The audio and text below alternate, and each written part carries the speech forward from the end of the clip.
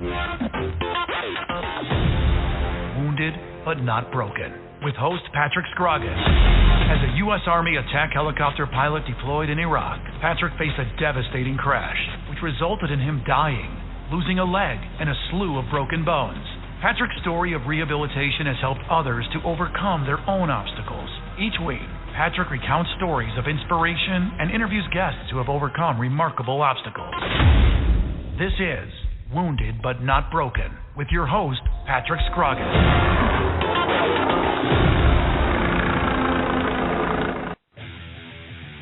Hello, everybody. Welcome to Wounded but Not Broken, again here on this Monday night. I hope everybody's weekend was well.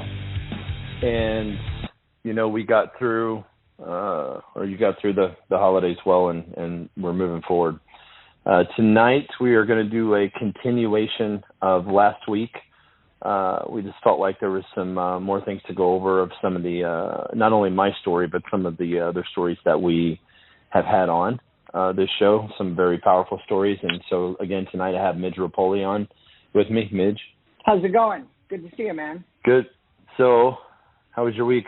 You know what? My weekend was perfect because the 49ers won. Huge 49er fan, so I'm from the Bay Area. And the Green Bay Packers lost. So my weekend is good. I'm sorry about your Dallas Cowboys once again.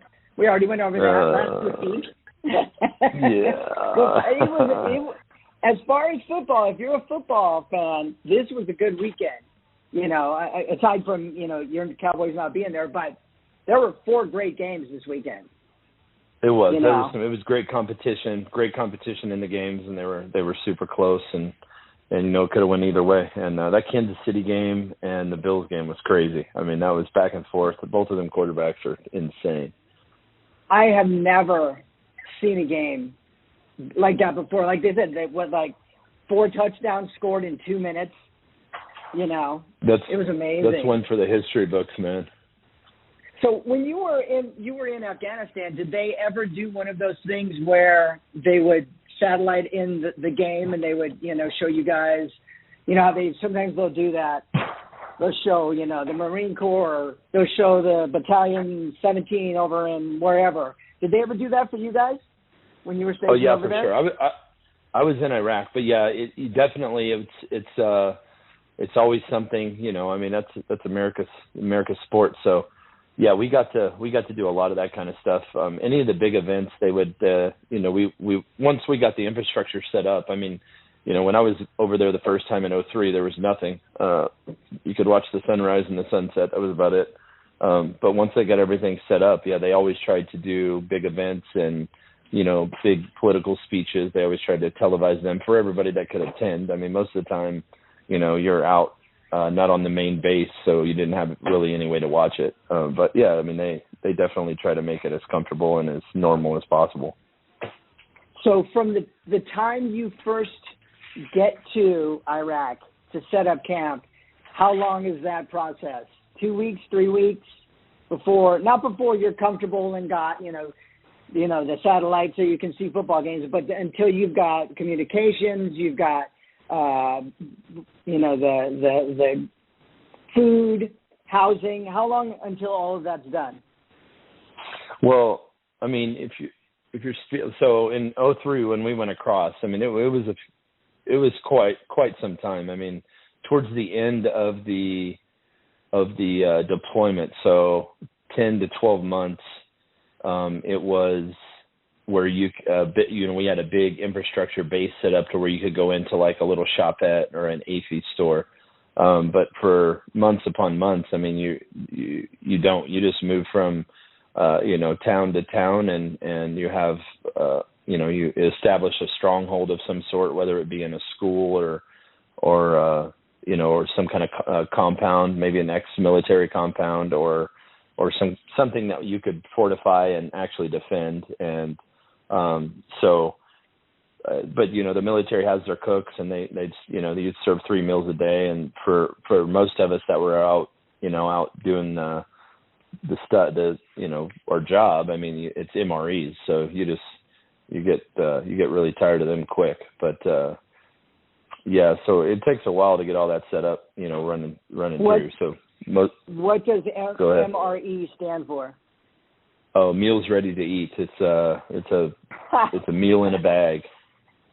Oh no, the freeze dried stuff. Here's some freeze dried corned beef. Have fun. Yeah, well, no, it's they have a little heater in it, so it has like beef stew, or you'll have Salisbury steak, or I mean they have a whole bunch of different ones. And they're packed with calories. I mean, 7,000-8,000 calories or something crazy, and you need that. You need that energy, but they get old really quick for sure. So moving from town, like you said, moving from town to town, how were the locals for the most part? Not the ones that are trying to, but like the families with kids, with people that are trying to survive and just, go about their daily life. How were those people treating, you guys coming in there? Did they see you as coming in to help, or did they see you coming in as the enemy? Well, they're especially in countries like Iraq, to where most of everything is cut off from them, and it's ran by a dictator. They're told there's a lot of false propaganda and a lot of stuff, that is supposed to be betrayed of Americans, like we were coming over to do this such and such bad thing. But I think as time went on, they realized that we were there to help as much as possible. So, but a human's a human. I mean, it's your basic instinct. You want to survive, so you're gonna. I mean, in that kind of situation, I mean, most people are gonna pick the side that they know is gonna win, and they're gonna do whatever they can to benefit themselves and families or their country. And so, for the most part, we were looked at. It was good. We didn't. I never really got the sense too much of these people hate us. At times you did. But I think you learn really quick not to trust anybody. I mean, I know that's kind of crazy to say, but you just don't trust anybody, because at the end of the day, the only people you can trust is that man on your left and your right. So yeah. So and that's the sad thing about it is that you can't even trust an 8-year-old boy that rides up to you on a bicycle. Because absolutely not, because they don't care. They'll use the bad guys will use anything and everything within their power to inflict harm or kill an American. And so they'd strap bombs to kids, C4. They'd put IEDs in dead dogs and donkeys laying on the road. They'd fill donkey carts up with bombs and try to get them in that way. I mean, yeah, they don't care. I mean, they're going to do whatever they can to inflict as much harm as possible. So did you make any sort of, like you said, you learn not to trust anybody, but in that time you were somewhere for a month, did you ever find somebody that you knew you could not completely trust, obviously, but were there people that were there and you kind of got to know them and maybe their family and make some sort of a relationship with any of the people over there? Yeah, of course. We had interpreters, and you'd pick up new interpreters along the way. And, we'd spend a lot of time out patrolling the local towns and villages. And so we'd always have some contacts in the village that we could rely on, and for the most part. And I think somebody that I became friends with, his name was Mahmoud, and he owned a little shop in a little village outside of Hammam al-Malil. And I mean, you kind of, I guess you try to do what you can do, and you're there to help them, but you need to the people that are have influencing power in the region. I mean, you gotta befriend them, and so they can get the message out as well. Yeah, because you start hanging out and getting friendly with Mahmoud, and then the enemy comes in there and says, "We don't like what you're doing." The next time they come in, "We want you to do this," and they kind of have to, or else that's a tough situation, and it doesn't sound, obviously, it's not fun at all. But I mean, just the mental, like when you see an 8-year-old child coming up to you, you instantly want to be friendly to them. You want to, but you can't. Not even a dog. You can't even, a dog comes running up to you. You want to pet it. You can't. Yeah, no. I mean, you definitely have to keep your guard up at all time. But the kids, kids are innocent. I mean, they don't, for a kid 8, 10 years old really doesn't know any better. He's going to do what he's told to do, and you have to kind of look at it like that. But any time that you're able to spend time with kids over there, whether it be just kicking a soccer ball around or giving them candy, we all did it, and that's because it's just that natural, basic human instinct. I mean, of compassion and to see what them kids have to go through every day and how they live is it's troubling, but it also, as an American soldier and as an American, it makes me look at the country we live in and just be that much more proud, because our kids, are very fortunate, which they don't understand and they've lost sight of nowadays. But, it's crazy. I mean, I think if this new generation of kids that we have coming up and if they could go see some of that and how it actually is, maybe they would be a little bit more appreciative and it'd change them a little bit, I think. Yeah, that's funny that you say that, because I was just going to say, how they do the scared straight, talk about scaring somebody straight. You send your kid who's being a jerk because he doesn't want to go to school because he's playing Xbox, and send him over to Iraq, for one day, and then he'll come back, and, that's the ultimate scared straight, And like you said, it's the kids these days here, they have no idea. They have no clue. Yeah, I mean, absolutely. And, the whole scared straight thing, I mean, to me, send a kid to a VA hospital that's packed with, men and women that went and fought for this country and lost limbs and eyesights and, most of their face because it got burned off. I would think that would have a profound impact. And that's why, I try to encourage all my friends that are veterans and wounded soldiers to get out and speak to as many kids in schools as possible, because, they need to understand it's not just, everything that's done is done for the future of this country and the people. And, we've got a lot of men and women that have paid the ultimate sacrifice that didn't get to come home, because they were called upon. And I just feel like, I've always kind of felt like our country just kind of forgets that sometimes, kind of forgets that pretty quickly, actually. I mean, if you look back at September 11th, that was a very traumatic, profound event that happened in this country. And, it wasn't 5 or 6 years, and it was just seemed like it was kind of forgotten about, and the soldiers were, they were over there doing the best they could do with what they had. And unfortunately, a lot of our soldiers didn't get to come home, but I bet you, most every one of them would do it again, because that's what we believe, and that's what we believe in our heart. Yeah, I think if anything, take your kid on a trip to is it Arlington Cemetery? Yeah. Try taking your child there and showing them these are all the people that never made it back. They volunteered, they gave their service, they gave their life, and they ultimately gave their life, because I went to Arlington once, and it was, like you said, it's eye-opening, and it's just, when you look and you see gravestones for as far as the eye can see, and those are all people who fought for this country and went over there and, didn't make it back, or they made it back and then died from whatever wounds and whatever diseases they had. And that's an eye-opener. And like I told you last week, I went to Hines VA here in Chicago and talked to some of the guys there.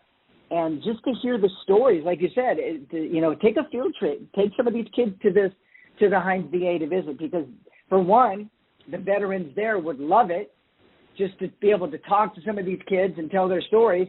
And I think children would realize, why they can do the things they can do, why they can sit at home and play Xbox all day. And it's like they should things not for granted so much, because at any second, things could change. Like 9/11, things on 9/10, everybody was happy as a clam, and then 9/11 happened, and things have never been the same. It's insane, and it's insane that our, the way our media is structured. That it's pretty alarming times we're in right now if you look in a global perspective, and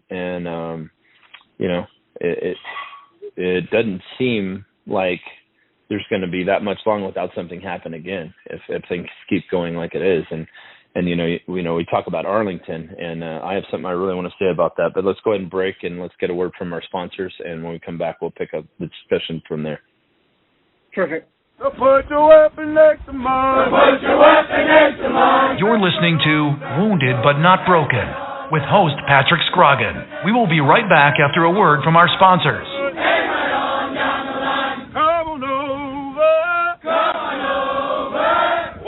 My father was the best truck driver I've ever known in my life. Like a family tradition. I'm a truck driver myself. I drove around the state with my cat. To be the truck driver, you not just only see where you go, you see the world in the larger perspective. This is a really good time to be in the trucking industry. The dispatchers get good loads for them. The equipment is very new, and then it's very reliable. At GTS Transportation, we make dreams come true by employing truck drivers, dispatchers, mechanics, and many other occupations. Consider joining our rapidly expanding team where we put quality, human dignity, and respect back into the workforce. Contact us by visiting our website at gtscarrier.com or call us at 847-754-4667. That number again, 847-754-4667. Dallas Corporation and Dallas Logistics, a proud supporter of the Veterans Radio broadcast for over 15 years. High-quality printing services and warehouse distribution have been our hallmark since 1985, serving Fortune 100 companies for over 35 years. Check us out at www.dallascorp.com.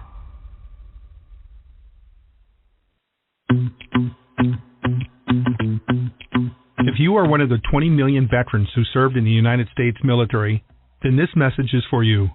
During your time in the service, you might have experienced conditions and mishaps that have, or will have, an impact on your health and quality of life. Sometimes it takes years for these conditions to manifest themselves. Most veterans ignore the early warning signs and therefore miss opportunities that could have improved their health or extended their life. It is important that you identify underlying conditions early while you have a chance to make a difference. The VDAC software was created to help you identify presumptive service-connected conditions as well as assist you with filling out any of your VA disability forms. Not every veteran wants to file a claim. However, knowing what health issues to be aware of is an added benefit of living a long, healthy life. For those who want to file for their VA disability, the VDAC application greatly simplifies and expedites this process and therefore produces a perfectly filled out VA disability form with supporting material. For more information, go to nifv.org. Again, that's nifv.org. The goal of VDAC, the Veterans Disability Application Caddy, is to empower you, the veteran, with a quick and easy tool that aids you with filling out your VA disability forms.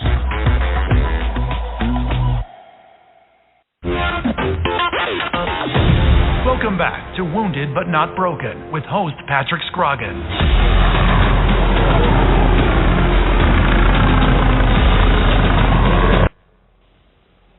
Hello, everybody. Welcome back. Wounded But Not Broken. Midge and I are talking about overall concept of, the history of Iraq, Afghanistan, and we got into Arlington. Midge had talked about he'd visited Arlington and all the soldiers that had died in the war. And I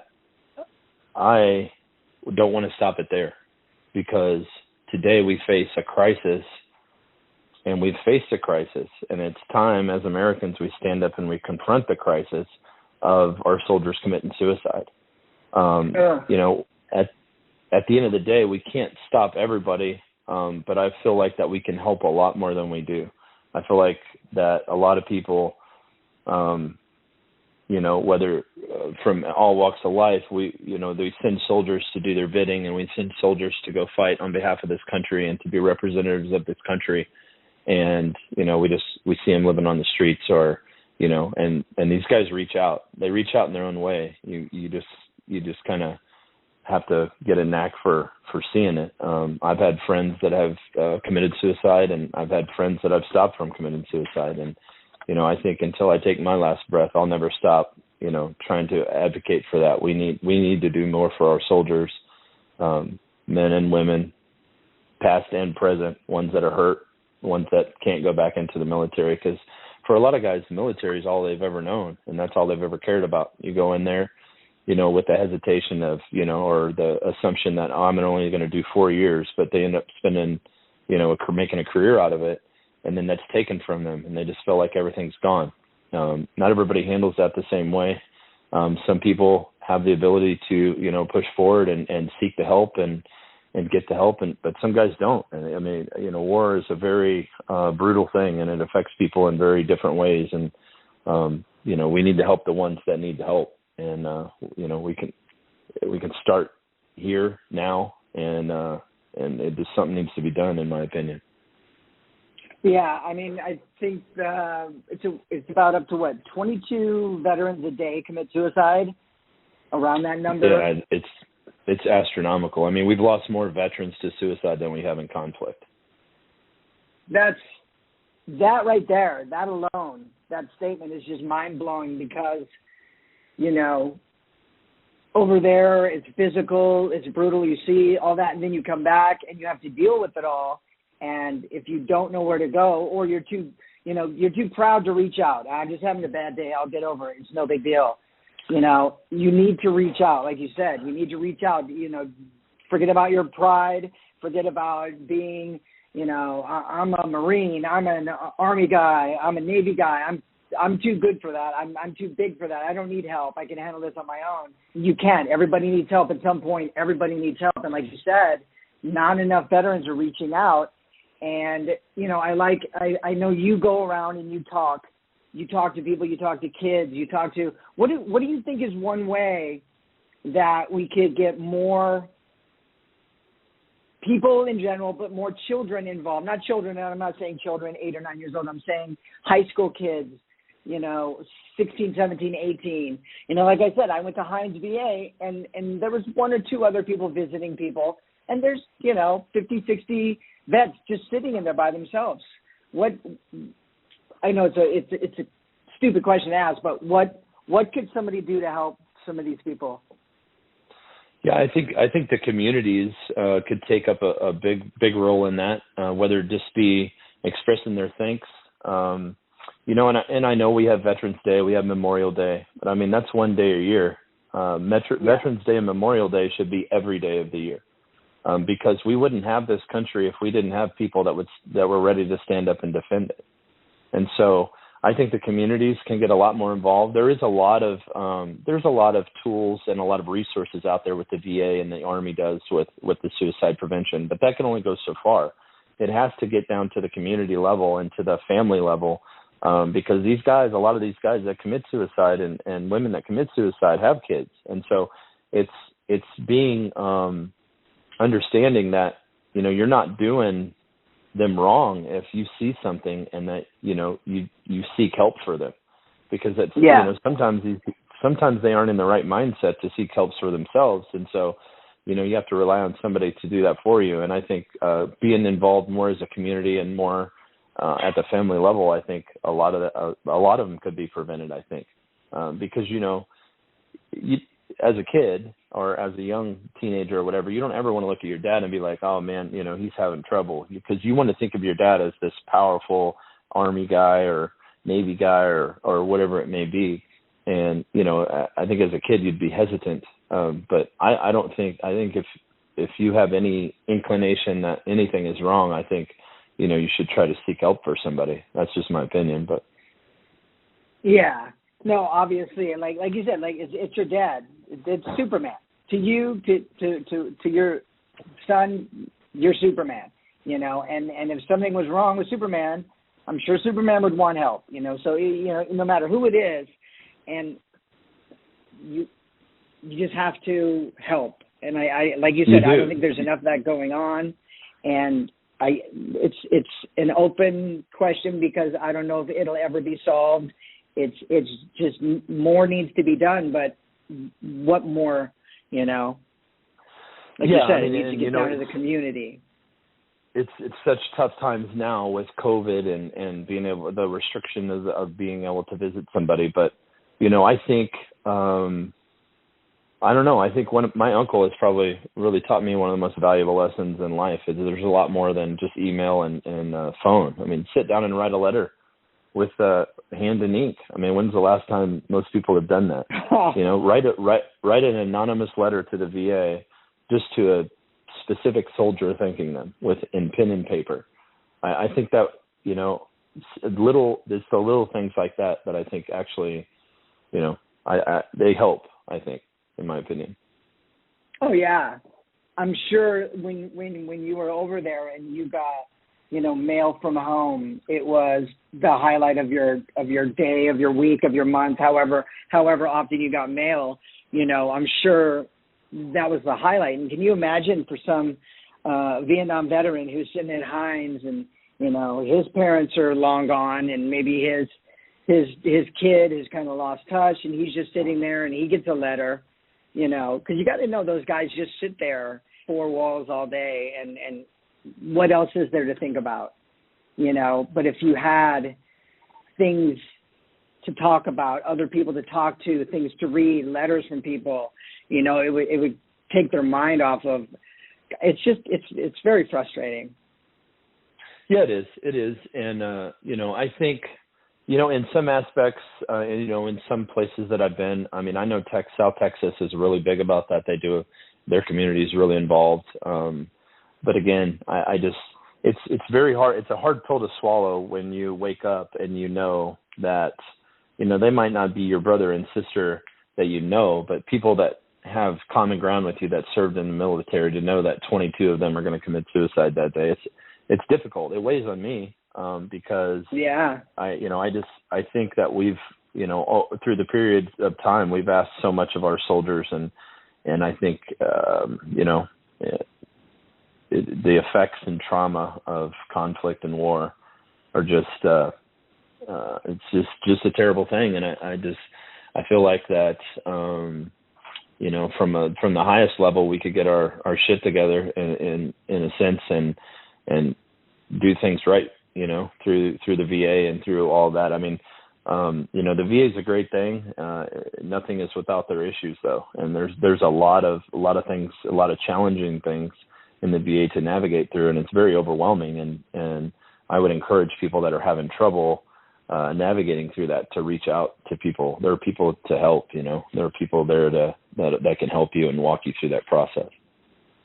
Yeah, like we just played that commercial for VDAC for that, you know, the veterans, that software that will help you get through all that, because I couldn't imagine being a veteran and being 80 years old and walking in and asking for help and them handing you, you know, 300 pieces of paper and go, okay, fill this out and then bring it all back in and we'll look over it. And, you know, okay, thanks. I'll see you in 6 months when I'm done filling it out, you know. Yeah, it for sure. Like that VDAC program is amazing. I've ran through it a couple of times. It really, really makes the process easy. It's really self-explanatory. I know that there's a tutorial on how to do it, how to use it. It's pretty self-explanatory, though. That thing, the VDAC program is going to change lives. It's going to make things so much easier, and I would encourage everybody that's listening to get the word out and to try it out. And it's an amazing program. Yeah, I actually watched the tutorial today on how to do it, and the tutorial was like 7 minutes long, and it explained everything. And that 7 minutes, you know, basically it runs through everything, and it basically takes care of, you know, a week's or more worth of work, in like an hour if you were to sit down and fill it out. It cross-references all the because they know when you were there. They know when you got shot. They know how long you were in the hospital, And if you're 80 years old, do you think you could remember, oh, that's right, on October 6th I got shot and I was in the hospital do you think you're going to be able to remember details like that, when you were 19, 20 years old and now you're 80? I can't remember what I did last week, let alone having to ask these guys remember what they did, I can tell you that most veterans with that kind of experience, they do remember, them are pretty profound dates in their mind. They usually never forget them. But you're right in saying that process takes. I would argue it takes a lot more time to put that stuff together. I think the first time I did it, I didn't do a tutorial or anything. I had Mark showing me. It took about 25 minutes, and I went through and had everything laid out, all the forms filled out, and with all my injuries. And then I didn't go in and put all my other injuries, but all the ones that I was privy to places where I've been stationed or deployed. It generated all that, made the forms. I mean, it really cuts out a lot of work and a lot of headache. It makes it super easy. It's super friendly to use, and it's going to be a great program. I think that thing's going to change a lot of lives. Yeah, I think I've talked to some soldiers. They said they've applied for benefits 12 years ago. Still waiting on them. They're still, and it's wrong. That is just wrong, because when they asked you to sign up and head over there, you didn't take 12 years to decide. You made that decision on 9/12, like you said. You 9/12, 9/13. You were like, I got to go over there.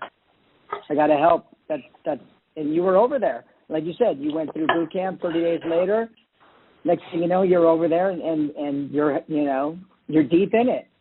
But 12 years later, you still haven't gotten your benefits and the help you need, so you don't commit suicide and so you don't, become homeless. Because that's a whole other topic itself, is veteran homelessness, which I'm sure lends itself to veteran suicide. Because, living right now, Chicago, you just moved here, but you've seen Chicago in the winter. It's 8 degrees out, and it just snowed like 2 feet last night. Can you imagine being homeless in that? Yeah, actually, Alexa and I were up in the city yesterday, and we were driving through the tunnel there along the river, and you see a bunch of tents and stuff. Man, it's just sad, and you got to wonder, are any of them guys have any of them people served our country? Because some of them have. And some of them have. Yeah, I think from the top down. I mean, I really do. I think from the top down, there needs to be more emphasis on veterans and veteran, help and mental state, and I know there is help out there, but sometimes people have a hard time of reaching out for it. So we need to reach out to them, and we just need to figure out a way as a society to do that, and help them. I mean, they helped us, Yeah, and they didn't take 12 years to decide whether or not they're going to help or not. They decided, yes, I'm in. Let's go do it. I'm here to help. Yeah, absolutely. There's no reason. Question. There's no reason why anything should take that long. There really isn't. If that's the case, then we really need to look at how that stuff's structured and how it's done and ran, because nothing should take that long when it comes to somebody's health. It is very sad, and you said something has to be. I don't know if we will ever see that in our lifetimes, where 100% taken care of. You know what I mean? It's just one of those things that I don't think, for some reason, I don't know. It's one of those things that I don't think will ever be 100% fixed. And unfortunately, they'll try and more, like you said, from the top down, it needs to. And I just don't see that happening because of all the politics. And this one person wants to do it. No, we can't do it. It's not in the budget. We don't have this. We don't have that. It's just one of those things that I think. At the end of the day, you may be right, but I choose to be an optimist, man, and I really think that if enough people get behind it, and I think if enough stuff's done, enough hell's raised, I think we can start to affect change. Will it be fully fixed? Probably not. I mean, that's a great big, that's a huge umbrella of people to do. But if we're not trying to make it better and we're not constantly trying to improve, then we're wrong. Then everybody's wrong from the top down. Well, and to me at the top, that should be a huge focus, because that would be, I mean, I know if I was at the top, I would be focused on that, not just because I was in the military, not just because I was hurt, because it's the right thing to do. Politics aside, It doesn't matter. I know politics drives everything nowadays, but it shouldn't drive that at all. Yeah. No, it shouldn't.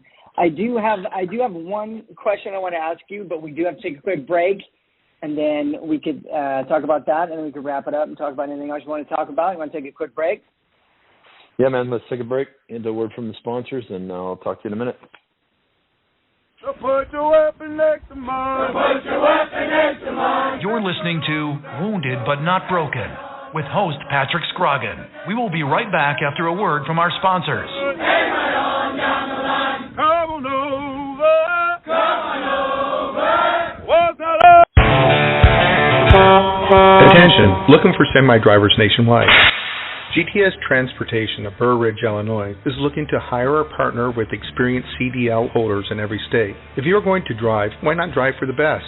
Whether you are driving solo, as a team, or as an owner-operator, GTS is looking to add you to their rapidly growing company. Become part of one of the most respected, driver-friendly, and successful transportation companies in America, where drivers are treated as royalty.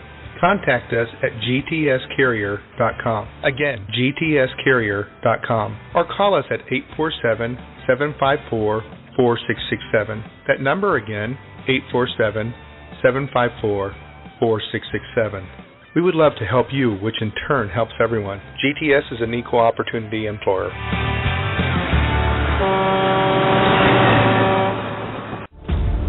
Dallas Corporation and Dallas Logistics, a proud supporter of the Veterans Radio broadcast for over 15 years. High-quality printing services and warehouse distribution have been our hallmark since 1985, serving Fortune 100 companies for over 35 years.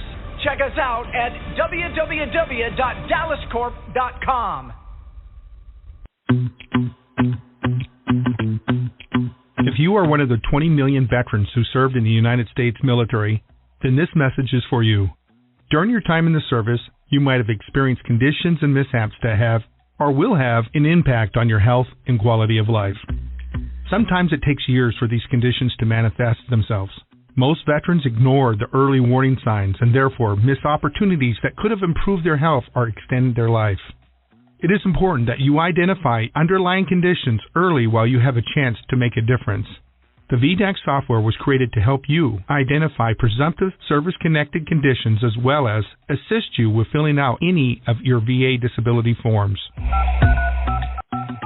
Not every veteran wants to file a claim. However, knowing what health issues to be aware of is an added benefit of living a long, healthy life.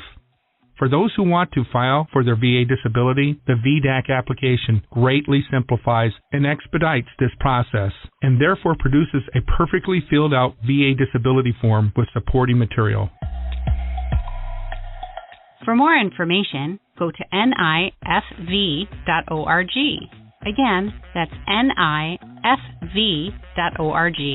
The goal of VDAC, the Veterans Disability Application Caddy, is to empower you, the veteran, with a quick and easy tool that aids you with filling out your VA disability forms.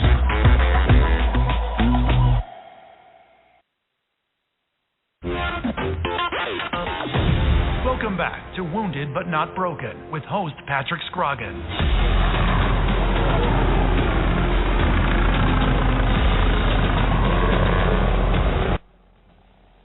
Hello, everybody. Welcome back. Back with me and Midge.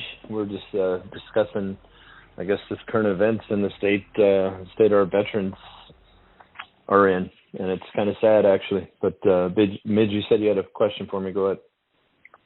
I forget when it was exactly. I know it was in the last 2 years when President Biden just completely pulled out of Afghanistan. and literally within, a week, they were back to exactly where it was. And you were deployed 2 or 3 times? Twice. Twice? So you were over there for at least a year and a half? Yeah, almost 2 years. Almost 2 years. So 2 years of your life, you lose your leg, your spine is broke, you've got all these disabilities, and then it's just like he threw in the towel. He gave up, just gave up the red flag. How did you feel when that happened? Man, me personally, I mean, it upset me to no end because I feel like strategically it was really bad. I think we need to keep a presence in that region. It's not ever going to subside. They're always going to try to inject their beliefs and their force on us, and I would much rather do it there than here. But the way it happened and everything that was left behind, I just can't agree with.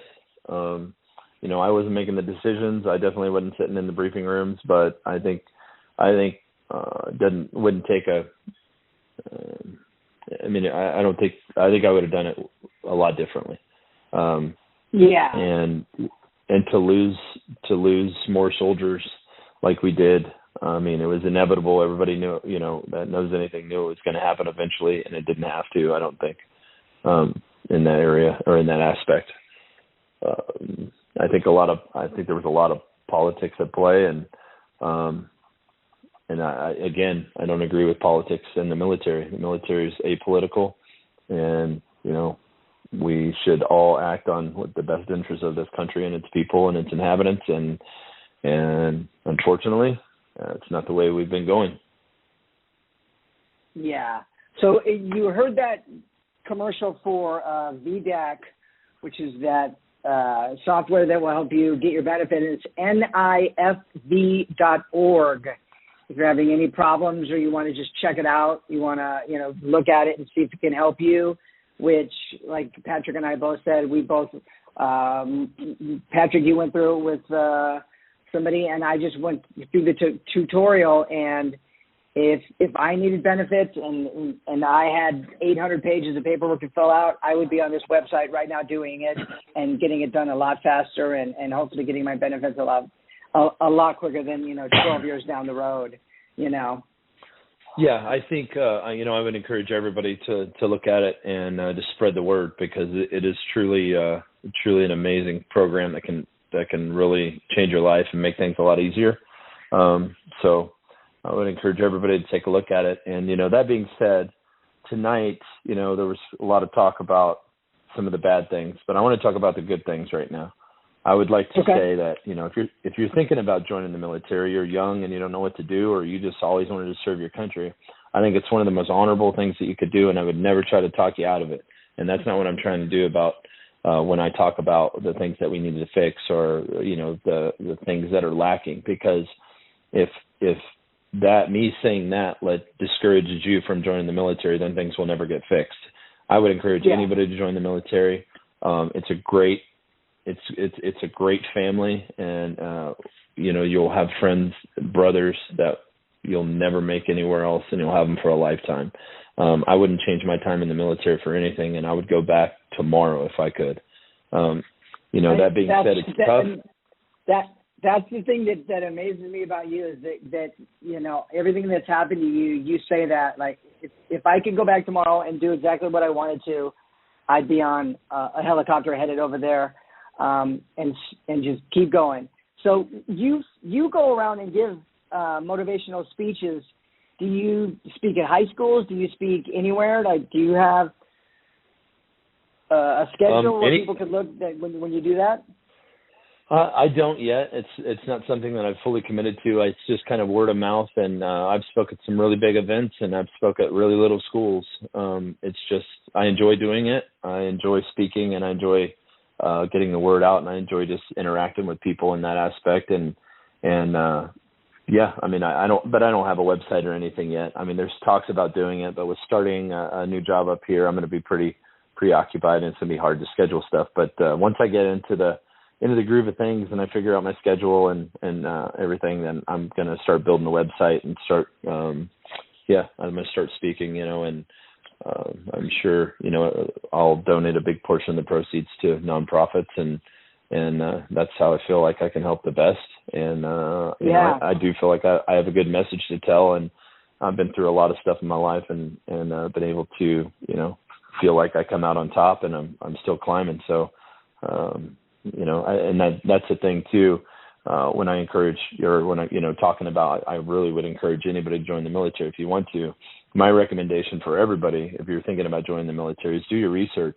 Do your research and figure out exactly what you would be interested in, because you got to love what you do to be happy.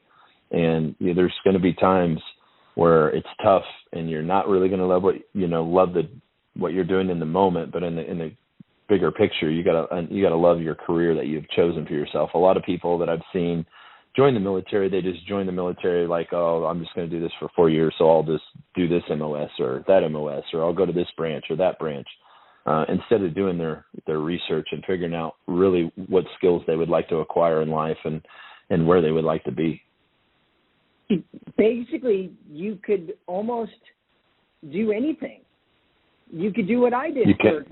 I was in radio for 30 years. You could be a broad communications, expert. You could go into, there's a million different things, and you could do it all in the military. And it's not like you're paying for a 4-year college. It's not you're helping the country, and you're learning.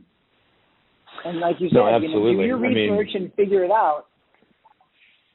You can do anything in the military if you put your mind to it. You work hard and you don't have a hot head. If you can take instruction and keep your cool about you and just keep your head down and you move through it and you work hard. I mean, there's nothing in the military you can accomplish with, whether you want to be a doctor, a pilot, if you want to do some of the things like you see on Call of Duty, kicking in the doors, jumping out of airplanes, and I mean, you can do anything at all. You can do it in the military if you want to do it. Like, did you know how to fly an attack helicopter when you signed up? No, I knew how to fly a helicopter, but not an attack helicopter. So you did. So you were into aeronautics. I don't know if that's the right word or not. Flying a helicopter, let's just call it that. So you were into that before you joined, and you knew that's what you were going in for. No, I didn't know that. Listen, I've been a pilot since I was a little kid. I grew up flying. My family owns a business, and I grew up doing that, so it was second nature for me. I had more hours than my instructor in flight school and helicopter, but I wasn't cocky. I wasn't anything. I went in there with a level head, and I took the instruction, and I learned a lot. And that's what my dad always told me, is when you stop learning and you feel like you know it all, you better find something else to do, or you're going to die. And so, but no, I did not join the military to fly helicopters at all. I joined the military to go kick indoors and do that. And that's what I did. And then I just decided that, flight school was kind of, I remember actually the day it was hot. It was like 120 degrees or something. I was sweating, had a backpack on, and I saw a helicopter fly over, and I'm like, you know what? Why aren't you doing that? And so that's why I went to fly helicopters. 80-pound backpack, yeah. But I love, like you said, if you keep your cool and you're humble and not cocky, and I think, from meeting you and just from talking to you, you are the humblest person. You are the most helpful person, and I think you going out and giving motivational speeches to, whether it be businesses, whether it be, kids at schools, I think, you would be amazing at that, because like when I first met you that first night, like I said, when you walked in, people gravitated towards you, and you just have that aura about you that people want to listen to you. And then, the message you have and the message you can deliver, we need more of that. There's not enough. When I was in school, we never had the military come talk to us in my high school. We never had somebody come in and give a speech about that. And that's those prime years of decision-making time. When you're a junior and a senior in high school, Yeah, I mean, and I think that just answers that, what our grandfathers told us. You'll never learn everything, and you can always learn something from somebody else. And so I just feel like with my story, it's so broad and so diverse from the things that I've done in my life that and the things that I've had to overcome and accomplish and get through. I feel like that somebody can learn something from me from any walk of life. And so it would be very selfish of me not to share that. And I'm not trying to sound arrogant or anything like that, but I have been through a lot and I've overcame a lot and I'm proud of it. And I feel like that my attitude and the way I approach things maybe would make somebody see things that they're having trouble with and maybe make them approach it a little bit differently. And so that's why I enjoy doing things. That's why I enjoyed talking and going to them events because we can always learn something from everybody, and that's an important lesson. No kidding. And I know I mentioned it last week, the documentary that they did on you, Wounded But Not Broken. It's on YouTube. If you haven't gone and checked it out and watched Patrick's story, it's amazing the stuff you went through and how you came out on top. You've won the battle because you are living your life. You're doing things you want to do. You're helping. You're giving back, and that's the life. Right there. You could just give up and be living under a bridge, in Chicago. But you came out on top, and I think that's the kind of person that needs to be out speaking at high schools and speaking to businesses and motivating people to turn their life around if it needs to be, or just what path to go down, Yeah, I don't know. I think that everybody, no matter who you are, can play a part in making society better. And I think it would be nice to get the country back to that attitude as opposed to such a divisive place that we're in right now. Because, I'm not the smartest guy in the world, but I'm just going to say this for the listeners. We're divided because we're being told to be divided. I mean, all the propaganda, all the stuff. The only reason most of this stuff's an issue is because some people keep making it an issue. And when you can stop and realize that and then stop letting it be an issue, we'll stop having the problems. That's a whole nother conversation right there.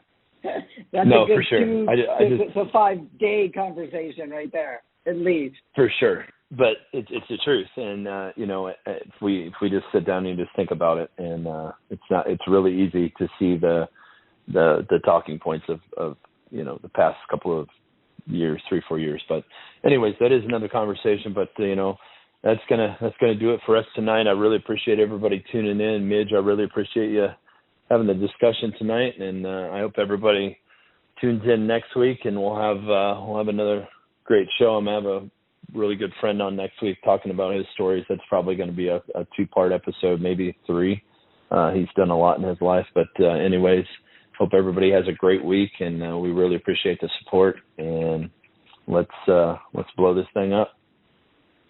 All right, man. Thank you for the great show, and I will talk with you soon. All right, buddy. Thanks. You're listening to Wounded But Not Broken with host Patrick Scrogin.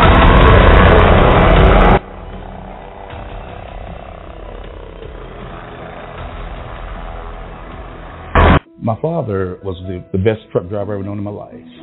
Like a family tradition. I'm a truck driver myself. I drove around the state with my cat. To be the truck driver, you not just only see where you go, you see the world in the larger perspective. This is a really good time to be in the trucking industry. The dispatchers get good loads for them. The equipment is very new, and then it's very reliable. At GTS Transportation, we make dreams come true by employing truck drivers, dispatchers, mechanics, and many other occupations. Consider joining our rapidly expanding team where we put quality, human dignity, and respect back into the workforce.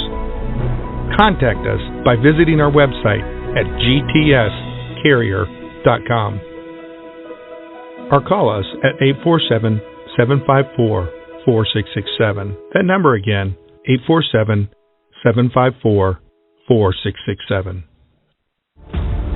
Dallas Corporation and Dallas Logistics, a proud supporter of the Veterans Radio broadcast for over 15 years.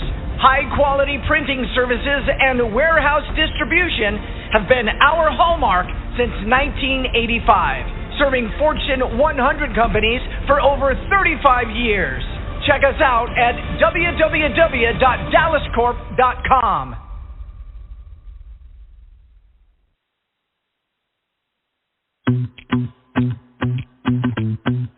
If you are one of the 20 million veterans who served in the United States military, then this message is for you.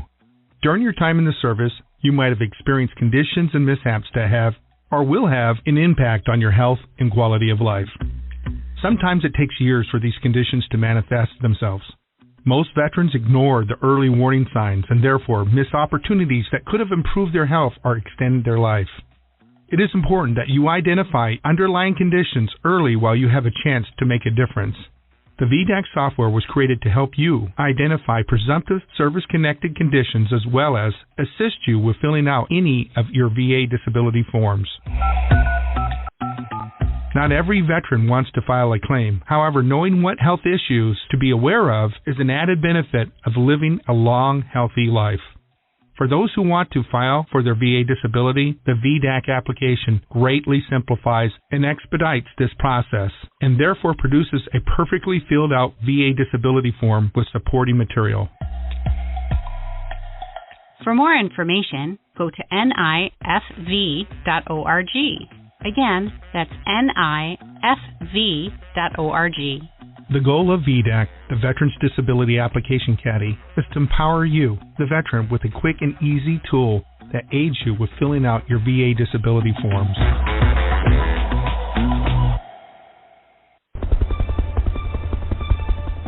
VBN, Veterans Broadcast Network, brings you Wounded But Not Broken, hosted by Patrick Scrogin. It lies within you to conquer your greatest challenges. Patrick tackles the stories of how others faced unthinkable odds and then at a pivotal moment, a change occurred within them that gave them the strength, attitude, and direction to excel beyond the greatest expectations.